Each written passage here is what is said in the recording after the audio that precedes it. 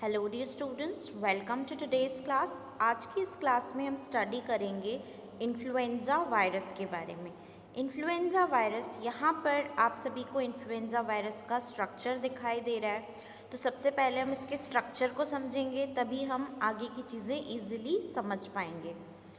तो सबसे पहले आप देखें यहाँ पर इन्फ्लुएंज़ा वायरस में न्यूक्लियोप्रोटीन प्रेजेंट होते हैं and nucleoproteins are in the form of RNA. RNA is ribonucleic acid.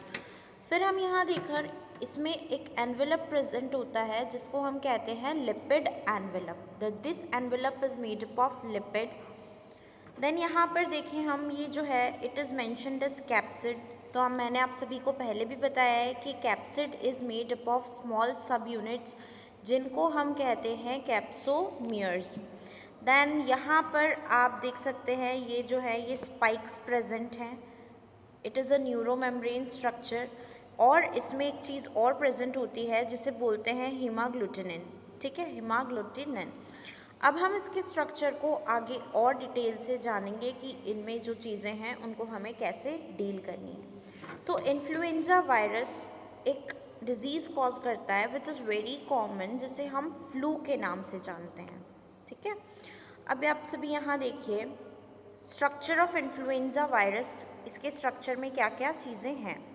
So first of all it is enveloped virus with RNA genome. एक एनवेलप्ड वायरस है जिसमें जो इसका जीनोम है वो है RNA genome. It has helical symmetry. इसकी जो सिमेट्री है, मतलब इसकी जो सममिति है, वो इस तरीके से कुंडलित है।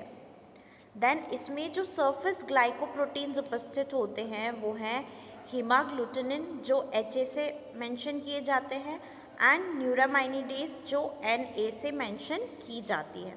ठीक है, ये दो चीज़ें इसमें हैं जो सरफेस ग्लाइकोप्रोटीन्स हैं और ये स्पाइक्स बनाने के काम आते हैं। एंड स्पाइक्स ही होते हैं जो सबसे पहले किसी भी होस्ट से टच होते हैं और उसको इन्फेक्शन देते हैं।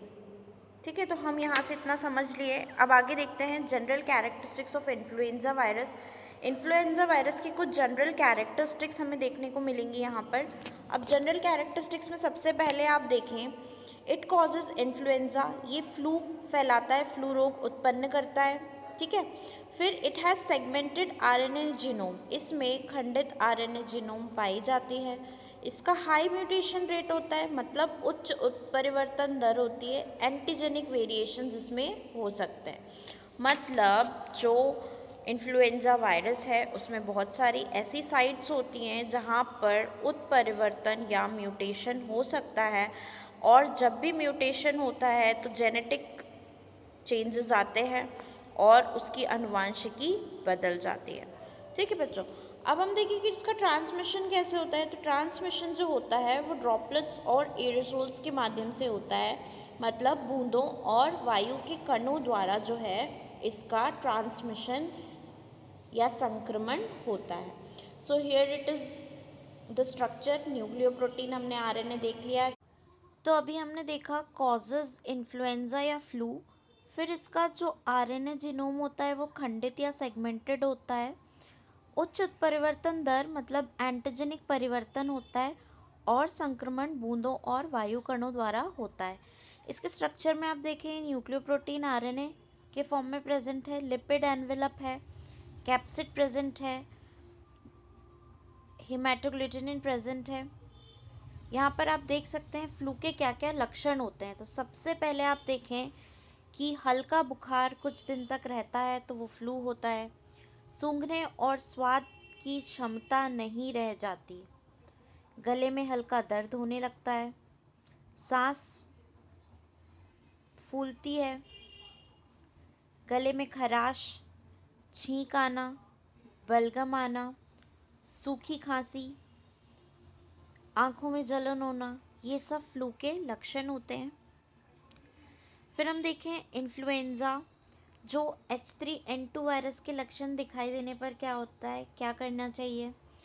सो लक्षण महसूस होने ही थोड़ी थोड़ी देर में साबुन से हाथ धोने चाहिए, मास्क लगाना चाहिए, खांसने से पहले नाक और मुंह को ढक लें, पानी और अन्य तरल पदार्थ खूब पिएं, नाक और आँख छूने से परहेज़ करना चाहिए।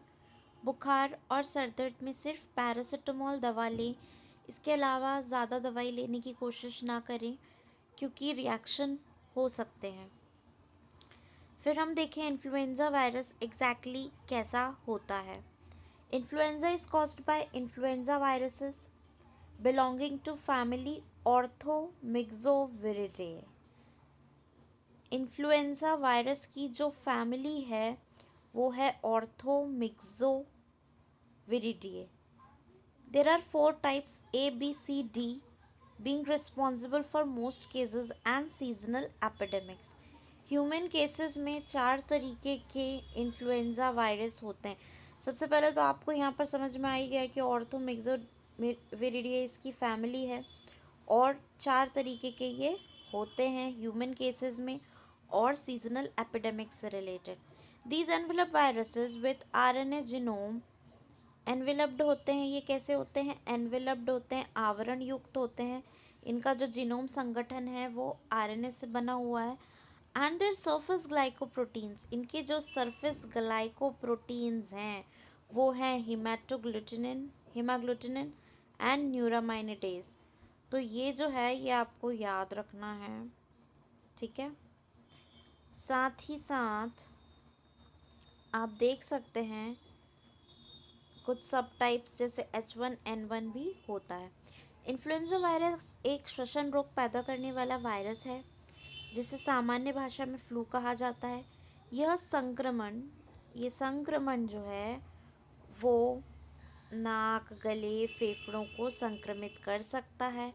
इन्फ्लुएंजा ए और बी प्रकार के वायरस मनुष्यों में फैलते हैं और हर साल फ्लू के प्रकोप का कारण बनते हैं, ठीक है। तो इन्फ्लुएंज़ा ए और बी टाइप के जो वायरसेस हैं वो ह्यूमंस में फैलते हैं। इन्फ्लुएंज़ा वायरस एनवेलप्ड होता है, आरएनए इसकी जीनोम होती है और सरफेस ग्लाइकोप्रोटीन्स जो हैं वो उपस्थित होते हैं। अब आप यहाँ पर देख सकते हैं इन्फ्लुएंज़ा वायरसेस के बारे में कुछ और पॉइंट्स। इन्फ्लुएंज़ा वायरस से होने वाली एक संक्रामक बीमारी है। ये कहाँ फैलता है? तो ये मुख्य रूप से श्वसन तंत्र को प्रभावित करता है जिसमें नाक, गला और फेफड़े शामिल हैं। इसके प्रकार तो मनुष्यों में इन्फ्लुएंज़ा ए और बी वायरस सबसे आम प्रकार हैं। ये कैसे फैलता है? तो यह एक व्यक्ति से दूसरे व्यक्ति में आसानी से फैल जाता है। किसी भी संक्रमित व्यक्ति के संपर्क में आने से ये बीमारी फैलती है। अन्य जानकारी, यह संक्रमण सामान्य सर्दी जुकाम से अधिक गंभीर हो सकता है और इसके गंभीर मामले जानलेवा भी हो सकते हैं, ठीक है। यहाँ पर हमने देखा इन्फ्लुएंज़ा वायरस के बारे में कि ये क्या है, ये कहाँ फैलता है, इसके प्रकार कैसे फैलता है और अन्य जानकारी हमने इसके बारे में यहाँ पर समझी। अब आप देख लीजिए भाई कैरेक्टरिस्टिक्स, तो हमने बोला कि ये ऑर्थोमिक्सोविरिडे फैमिली से बिलोंग करती है और इसका जो जीनोम है वो आरएनए जीनोम है। तो ऑर्थोमिक्सोविरिडे फैमिली में इन्फ्लुएंज़ा वायरस इनके मेंबर्स हैं। अब आरएनए जीनोम में ये एनवेलप्ड वायरस है। इनकी जीनोम जो है वो सेगमेंटेड है, नेगेटिव सेंस स्ट्रैंड है और सिंगल स्ट्रैंड आरएनए है। तो इसको बोलेंगे नेगेटिव सिंगल स्ट्रैंड आरएनए, ठीक है। ये बाल्टीमोर्स